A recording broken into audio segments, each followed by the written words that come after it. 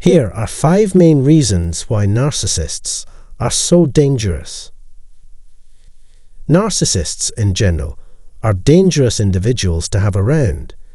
You will suffer mental and physical suffering by being around them. Their manipulative behavior and methods can weigh a person down. They are emotionally stunted and incapable of showing sympathy. They couldn't care less if you're feeling low and in need of comfort. Narcissists grow irate when you express yourself and set limitations because they believe they have lost power. These people are a danger to others around them, both mentally and physically. Narcissists are destructive by nature and tend to leave a mess in their way.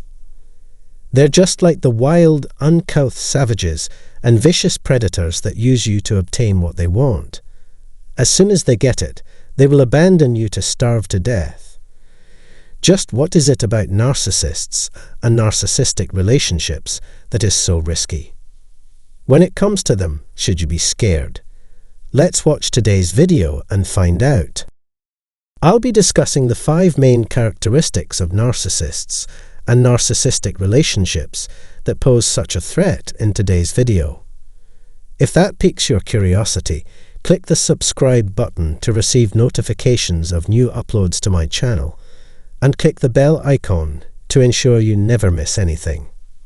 The number 1, narcissists are harmful because they corrupt and undermine their victims' sense of who they are and how they should feel about themselves.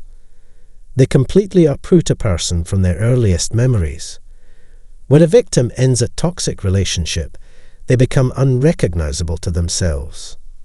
Unfortunately, it takes a long time for people to regain their identity, learn to embrace the truth of their experiences, and begin to reconstruct their sense of self after trauma. Narcissistic abuse, in my perspective, is like having all of one's insides sucked out. The many and varied elements of it. Number 2, the narcissist's deliberate, calculated, and premeditated cruelty.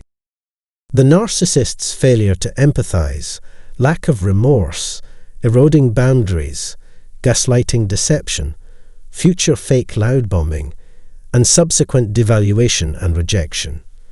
They can all drive a person to insanity. A victim of a narcissistic relationship will suffer the most moral injury possible due to the complexities of the partnership's dynamics. It causes brain damage. The damage to their brains prevents them from thinking clearly.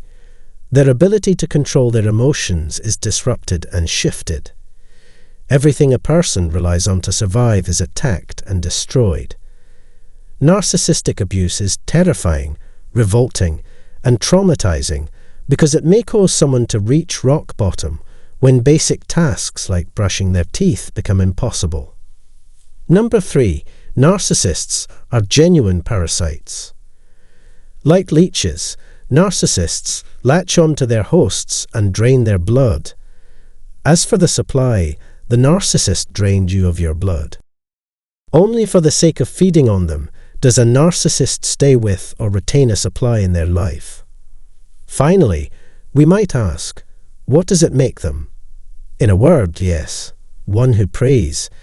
Just a predator that feeds only on its victims. Narcissistic partnerships best show predator-prey dynamics. People who are narcissistic perceive you as something to exploit, to take advantage of, and to take. All that matters is how useful you are to someone else. Once that's accomplished, you're abandoned, broken, and forgotten, with no idea what happened to you on the inside. What, in your opinion, makes a narcissist so dangerous, before we go on to number 4? In what ways have you seen the world? And I want to learn more about how these folks operate in various contexts to comprehend better and appreciate them. Please share your thoughts and advice with other survivors and me by leaving a comment below. Number 4. Narcissists are totally unconcerned and without any sense of regret for their actions. Neither they nor you perceive their responsibility for your alleged cheating connection with them. Additionally, you suffered all the losses you did because of them. They make you the issue while also justifying their actions to themselves. You're expected to carry the load alone. You stand out as the one who is flawed, and the consequences reach well beyond that. It's not just done on an individual basis. You're also subjected to triangulation and a smear campaign at a larger, more systemic level. Your network of friends and acquaintances has been wiped out. It's been taken away from you entirely, and you feel deceived in every possible way. That they feel no need to apologize is a frightening reality.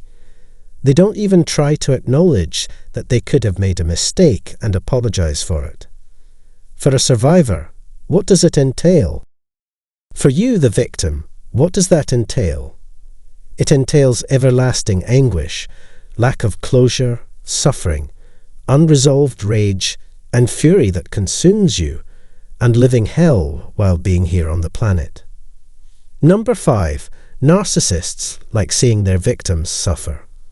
Witnessing your suffering gives them a sense of power over you. To put it simply, it gives them a sense of authority. They're left with a warm, fuzzy feeling all over. They appear to derive some type of pleasure from seeing you suffer. Unconsciously, this is a defense mechanism against their overwhelming feelings of weakness and lack. From the perspective of the recipient, this must be a terrible ordeal. When a loved one, spouse, friend, parent, etc., takes pleasure in one's suffering, it erodes the victim's sense of confidence in that person. Experiencing something like this is the very worst thing that can happen to a person. Having said all that, it's equally crucial to remember that narcissists are, at heart, insecure people. You shouldn't be terrified of them, since they are the most helpless person you will ever encounter. Understanding why you should avoid these relationships and the psychological damage that you go through, you experience because of them is the only key to keeping yourself safe from the destruction I explained in this video, which is why I made this video, and why I have been talking about these things for the past few minutes. I pray I've shed some light on the fundamental aspects of what makes these relationships so dangerous, and why it takes you so long to heal afterward. And if it is useful to you, please subscribe to my channel, so that I can expand and educate as many people as possible. And how you can assist me in this endeavor by responding to this video, giving it a thumbs up, and sharing it with the communities to which you belong. In the next video, I'll elaborate on this further. At least until then, let's focus on being well.